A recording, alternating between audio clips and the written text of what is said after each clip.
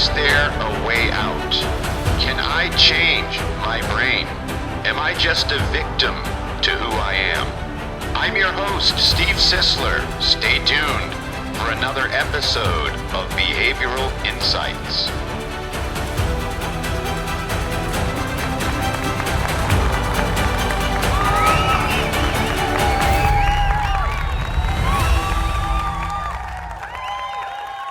All right, folks, good to have you with us. Today we're going to establish a framework surrounding the idea of being human, human need, human wants, and what it really means to be ourselves. The ability to be yourself is an art, and because of the social orders we've created and live within today, being ourselves doesn't seem to come easy anymore. Coming up next, the ability and the need to be ourselves. Stay tuned.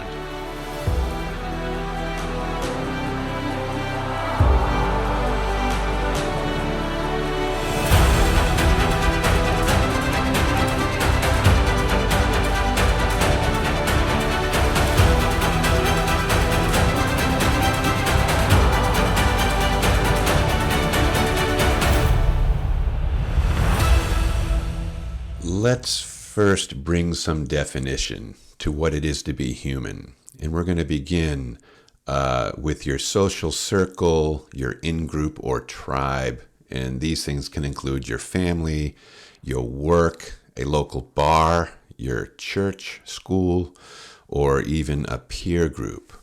So to get started, there are three important aspects about being human. Number one, we are not alone, and we're wired for meaningful connection. Number two, we as people, we travel in packs. And these packs include families, friendships, social groups, and subgroups to social groups.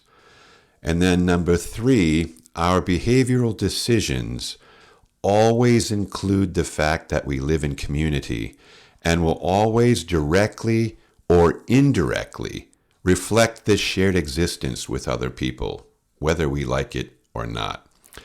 Oscar Wilde was an Irish playwright, author, and he was also a poet. And known for his satirical wit and a variety of adages, he became one of the most successful playwrights of the late Victorian era in London.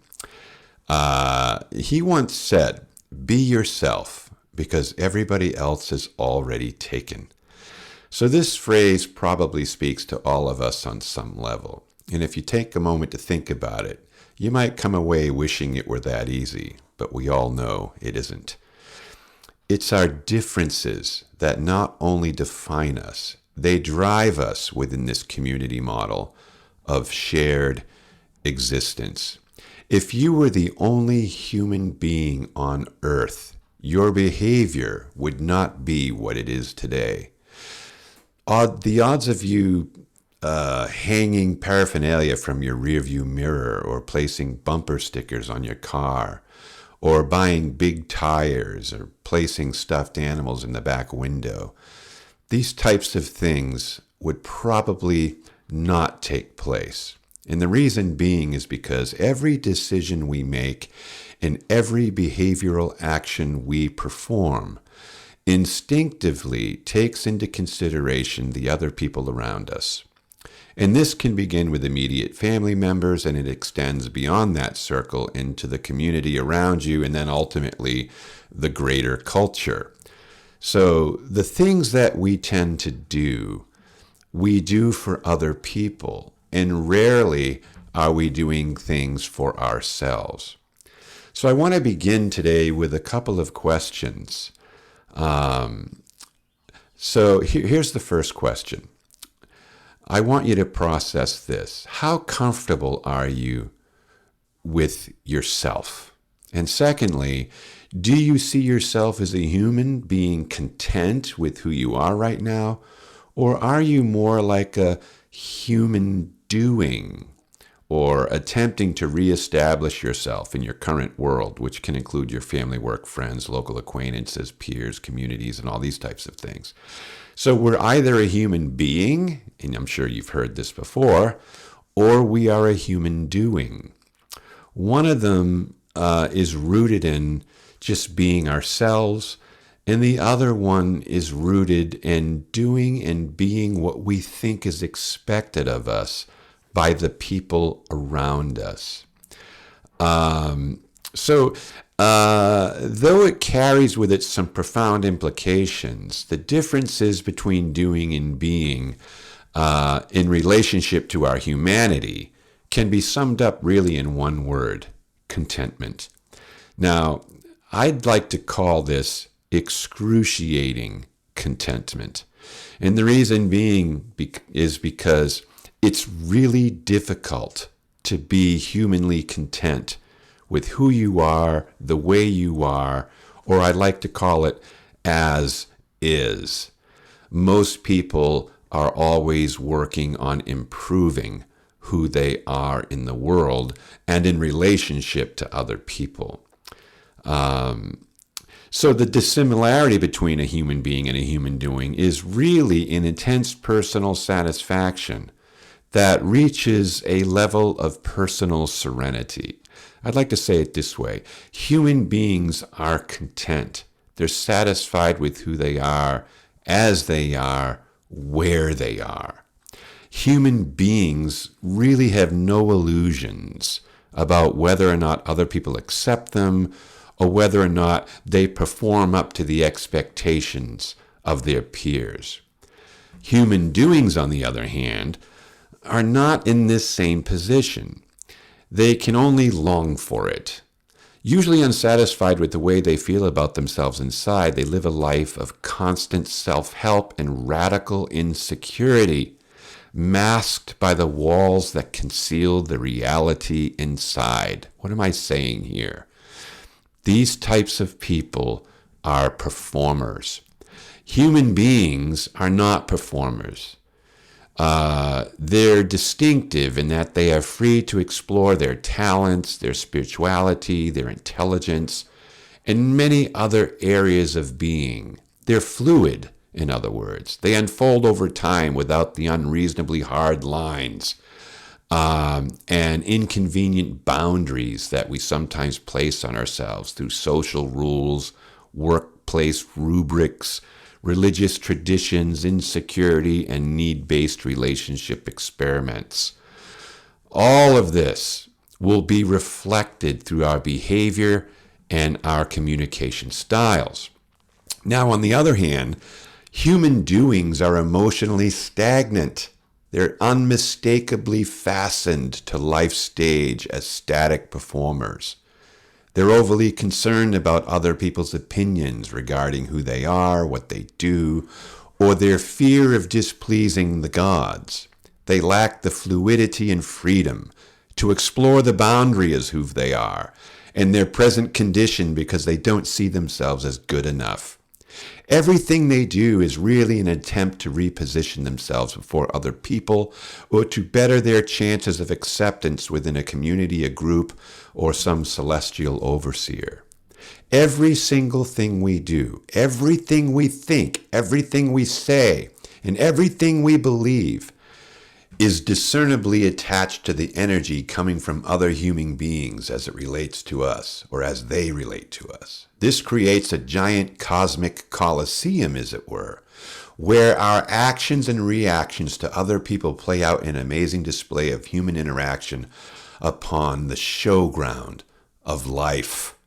Now, I've mentioned before this idea of what I call the death that counts. And today I'm really going to get into what that means. So before we discuss the nuances surrounding human behavior and its corresponding results as we live in the world with other people, I want to define contentment in a way that might surprise you. Contentment is when one is completely comfortable to know nothing, do nothing, and to be known for absolutely nothing. Now, I mentioned this before in the Waking Up series, but I want to go into depth about this on this one because I've had some people ask about this. So this is what I call the death that counts. It's when we finally have that long-awaited funeral for everything that once defined us, or maybe presently defines us, and makes us feel important, useful, or worthy of existence, or even worthy of being loved. It's an intentional suicide of the soul self that wore out its welcome for the last time. So I want you to think of these words: suicide, homicide, pesticide, genocide. What do they all have in common? They're all associated with the cessation of life. The common thread in all these words, or these particular terms, is what I call the side effect. This is why decision-making is really about deciding. Now, this is important that you hear this. We say, oh, I decided to, but I want you to recall the side words, C-I-D-E, the side words I just mentioned: homicide, genocide, pesticide. Okay? So these side words are all about the cessation of life. It's about the killing off of a group of people or a particular tribe. That would be known as genocide. Pesticide is really about killing off the pests that might be eating up your flower bed. Homicide is about killing another human being. So what is deciding all about? It's the killing off of the objects and stuffs in our lives that are harmful to us, hateful to other people, hideous to us both, or a hindrance to our future. Decisions are about deciding. So deciding is about doing away with anything harmful that we carry with us while harnessing everything healthy that is available to us. So when we make a decision, it's really an attempt to cut off and destroy former things in our lives, or former pathways or roads or paths forward that are unhealthy. All decisions should be good decisions. And this is really what the Death That Counts it's all about. It's a final decision, and that's why it counts. It's when we decide or undo what causes potentially noxious outcomes. It's to stop the madness that accompanies competitive living, trumping other people, and both public and private performance initiatives aimed at those around us so we can feel better about who we are in the world.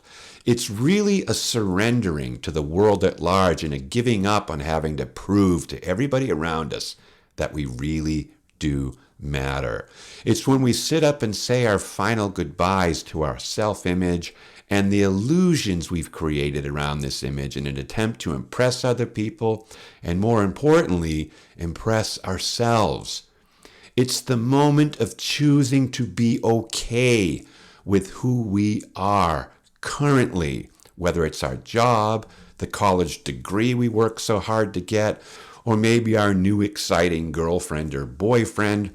Whatever personal worth you have assigned to these trophies is now forever deceased, intentionally buried by our new and better understood self as we oversee the final death that counts. The death that counts is when we decisively close the chapter on everything that once shaped our identity and brought definition, meaning, and clarity to our lives, including what we do, what we imagine others think about what we do, our titles, our gifts, our talents, everything. All is buried beneath the need to appear perfectly whole and sophisticated before our peers.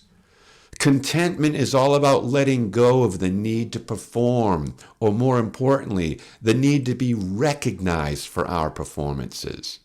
I know this is a tall order, folks, but being utterly content with who we are, where we are, as we are, why we are, with no need to perform for other people or to extrapolate other people's opinions about something we might have accomplished. This is life-changing. This is what being content is all about. No longer are we running a competitive race against those around us. Instead, we're watching life and enjoying the people around us in a shared experience. Being content is when we become wise observers rather than needy performers, focused on our own accomplishments and what other people think of them. It's about not having to win or prove anything to anyone ever again.